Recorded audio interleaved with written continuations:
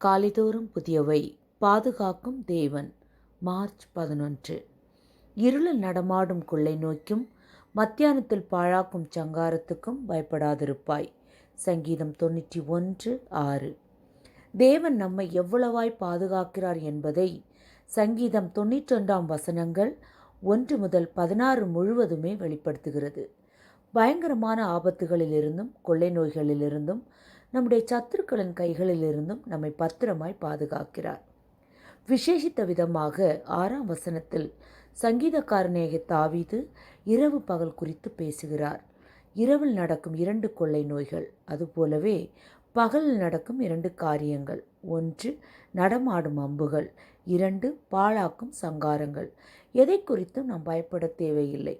இரவையும் பகலையும் உண்டாக்கின தேவன் அவைகளை இன்னும் தம் கட்டுப்பாட்டில் வைத்திருக்கிறார். தேவன் வெளிச்சத்திற்கு பகலென்று பெயரிட்டார்.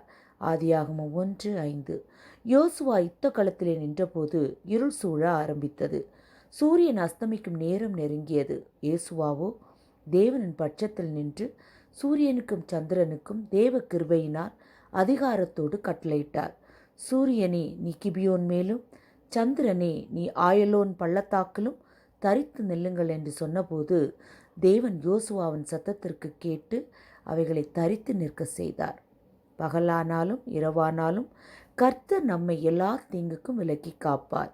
அவர் நம் ஆத்துமாவை காப்பார். கொள்ளு நோயான கொரோனா காலகட்டத்தில் கர்த்தர் நம் ஒவ்வொருவரையும் கண்ணின் மணியைப் போல பாதுகாத்தார். நம்முடைய பாதுகாப்பு தேவனுடைய உண்மை என்ற திட அஸ்திபாரத்திலே இருக்கிறது.